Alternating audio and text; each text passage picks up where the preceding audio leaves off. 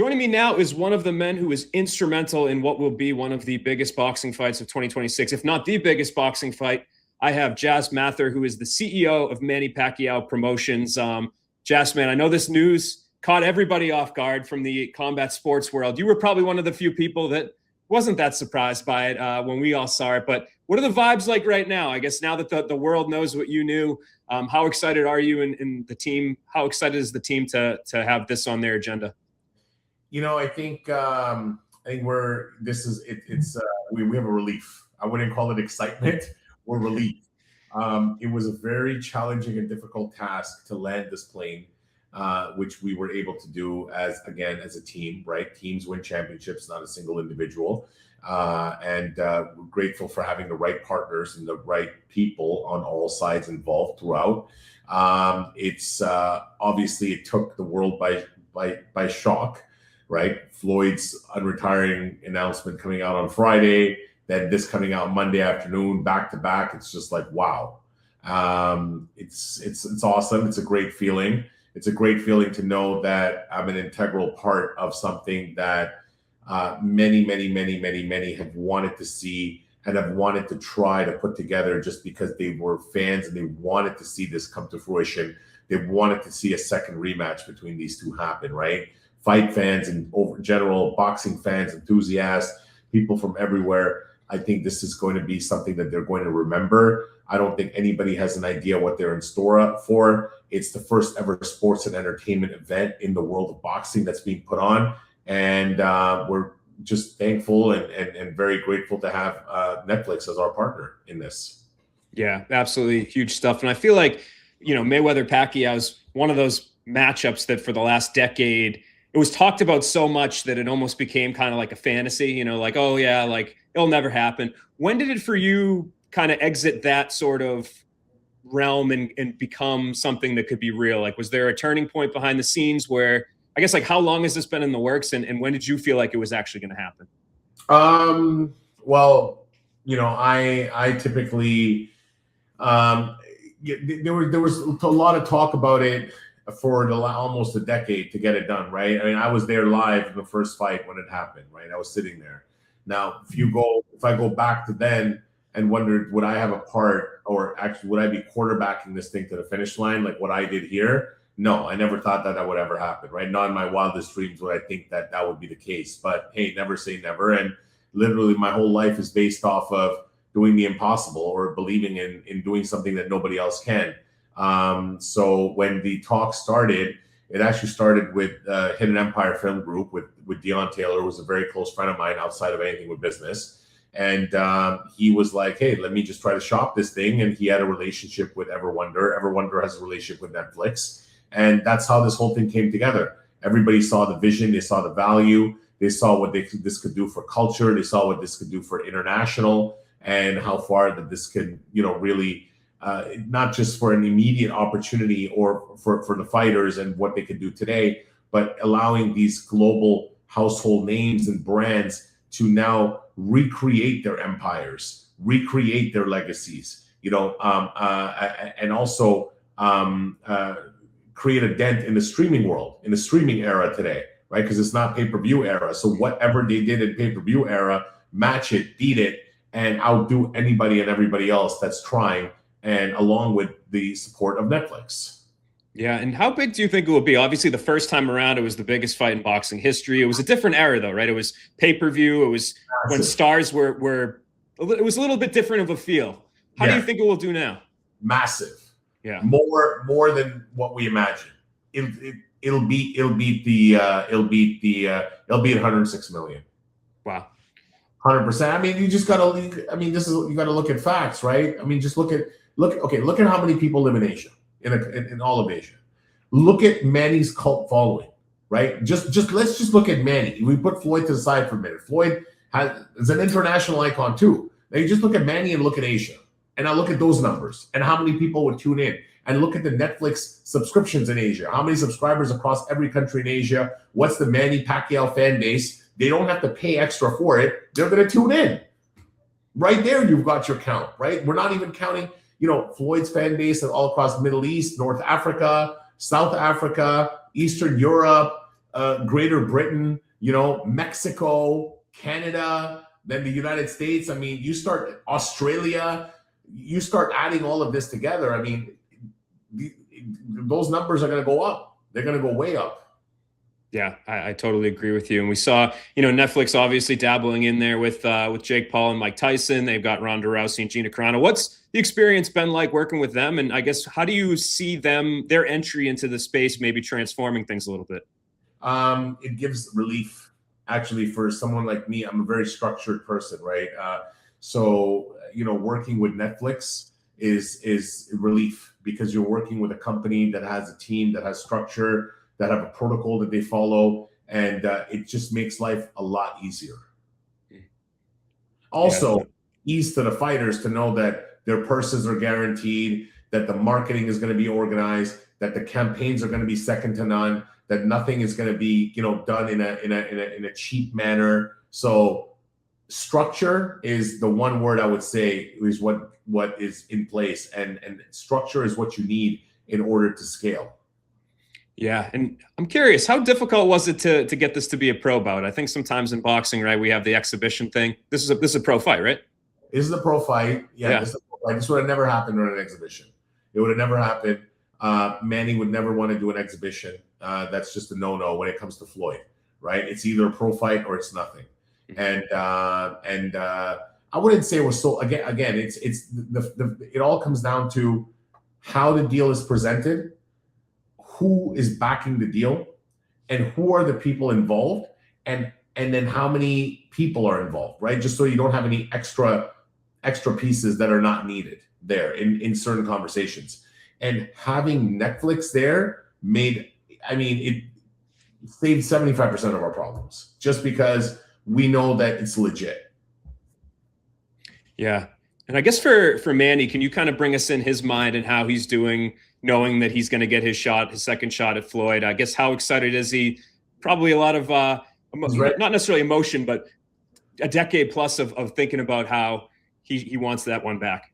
He's ready. He's he's ready to go. He wants it. He's excited for it. He's obviously, he knows what it comes with, and he's ready to fire. He's ready to go. Yeah, and when did you, just for people that may not know much about you, and they obviously know Manny, when did you guys start working together? Manny and I started working in the middle of last year. When he made his return, when he made his pro fight return in boxing, that's when we started working together, and it has quickly evolved into a much wider partnership. And it's just things happen. Sometimes you need the right people. The right people got to come. The right people got to come together for the right opportunities to come to fruition, and that's what the story is. Yeah, and prior to your connection with him, like, I guess, kind of what was your background, and how did you get to that point? Well, I've been in boxing for a while. I've been friends with Floyd for quite a long time. Floyd's also a partner in one of my businesses, so I have a relationship there. I've sponsored many fighters. I've sponsored many events.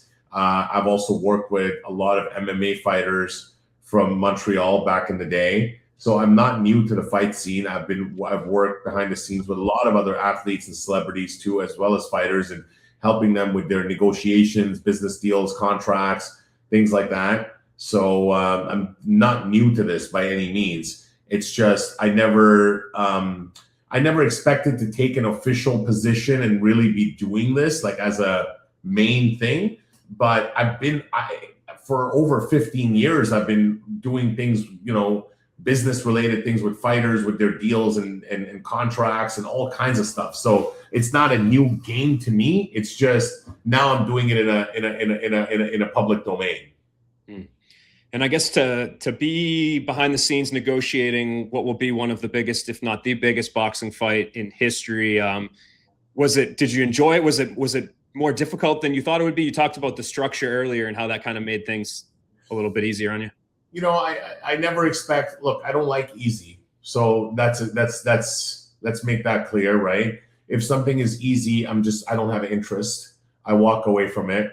So I don't expect something like this to ever be easy. I expect there to be hard work and an uphill battle. And it was, but it was only because because, you know, when people present you a deal, they present you X, and then you got to go back and negotiate back and forth, and that's what we were doing, right? Which is fine. It's part of business, right? You want to give me the least, I want to get the most. That's just how it works, right? So, but again, it was fun, and it's going to be a really fun process. For us, what's most important is creating history again, and that's why this is exciting. Yeah, and I know Manny had been reported about him taking a bout in April. Is that still happening? That bout, as of right now, is not official. There's a chance. Look, do we want it to happen? Of course we do. We want Manny to have an exhibition, and are we going to entertain opportunities for that? Absolutely. But right now, as I'm talking to you, that bout is not official at this moment. Gotcha. I guess, what do you think of the matchup, right? When you break it down in your head, a lot's happened since the first meeting. I guess, how do you see it playing out? What should fans expect to see out of Manny in this one? Manny, better than he was in his prime. If you thought Manny was great against Barrios, which everybody knows Manny won that fight, wait till you see how he is against Floyd. You're going to see a Manny that is hungrier than ever. Yeah, why do you think that is? What do you think has kind of pushed him to that level? Manny has a point to prove. Yeah. Manny has a point to prove. But both of them have a legacy, and both are obsessed with their legacies. And both are, you know, Manny wants to give him that first L, and Floyd will do everything to prevent that from happening, right? They're both obsessed with their craft. And of course, I know Floyd for longer, and I know how he is, and he's on another level. So, you know, both of them are, but it's insane to even watch and see. So unless you've had personal relations and experience being around them, you can't understand it, because they're not like other athletes. It's very, very, very different. Yeah. Do you think, I don't know, when do you, like, 47, 49, two of the greatest boxers of all time? I don't think, you know, Floyd has much to prove. Manny obviously wants this fight back, but I guess, how long do you see them each competing for? Do you think it will be really hard to ever truly get them out of there?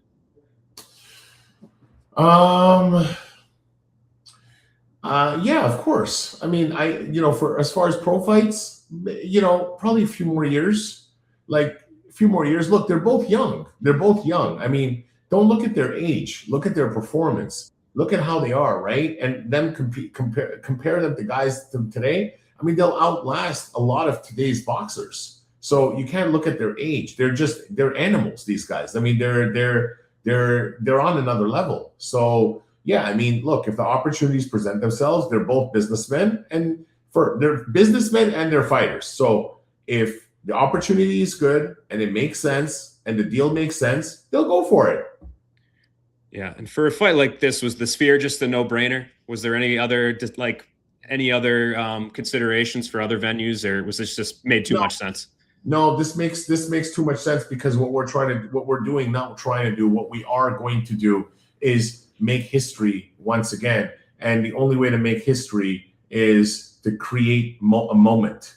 You have to create a moment that people are forever going to remember, and that is going to set a new standard in the boxing industry. Now, it doesn't mean that every boxing event is going to be at that level, but it's going to be the first time that it's done, and it's going to be the first time that it's done on an entertainment level combined with the sport, and that's what's going to make it epic. Yeah. And I know when the UFC hosted their event a couple of years ago there, Dana White, for a year plus leading up to it, was talking about the production and putting in and, you know, investing. Are you guys kind of, is that a big focus as well? Could we see some pretty cool graphics up there inside? It's going to be, again, like I said, it will be beyond what people can imagine. There's no stone being left unturned to make this event magical.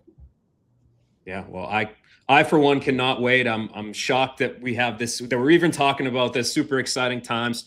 Jas, really appreciate it, man. I appreciate you shedding some light and can kind of sharing the story of how this happened and how how you were involved as well. So good luck with everything, and looking forward to September.